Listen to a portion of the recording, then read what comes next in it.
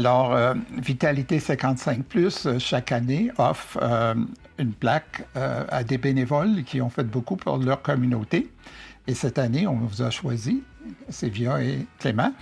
Et vous êtes parmi des gens qui sont assez connus aussi. Là. Depuis 2010, on a Marguerite Hunjé, Laurent Desrosiers, Annette Labelle, Jacqueline Plante, Dolores Grenier. Et cette année, c'est vous autres. C'est pour tout ce que vous avez accompli dans la paroisse et tout votre dévouement. Et on vous remercie beaucoup. Et alors, de la part de Vitalité 55, on vous offre le liste d'argent pour le bénévole de l'année. Merci. Oh, merci.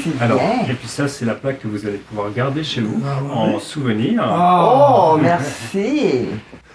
Alors, je demanderais à Colette si elle veut bien dire quelque chose pour la communauté. Bien, premièrement, quand ils m'ont demandé, j'ai dit « Ah, ouais, j'ai quelques mots à dire, je pense. »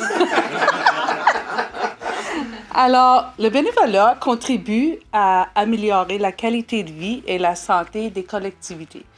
Alors, selon certaines études, les bénévoles se portent mieux physiquement et ont une meilleure qualité de vie que les non-bénévoles.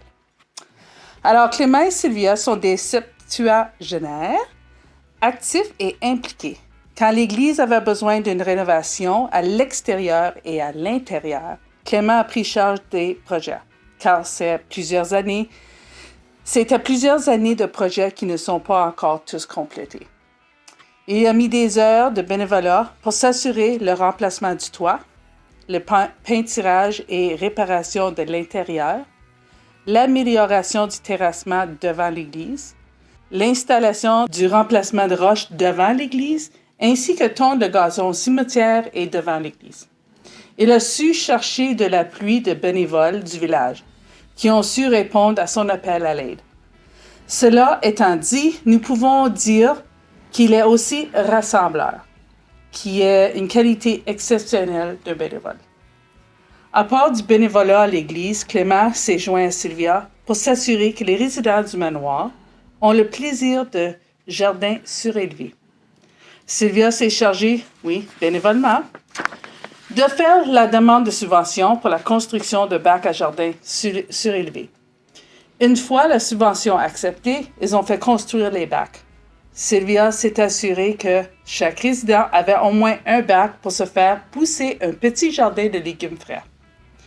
Ceci appuie l'idée que le bénévolat améliore la qualité de vie des collectivités. Légumes frais égale une saine alimentation. Alors Clément s'assure que l'eau est disponible pour arroser les petits bacs.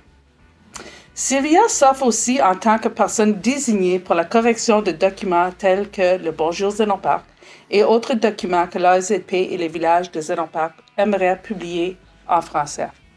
Ces années en tant qu'enseignante lui permettent d'offrir ce service bénévolat. De plus, tu trouveras souvent Sylvia qui marche autour du village, qui se fait le devoir de parler à ceux et celles qu'elle rencontre en chemin.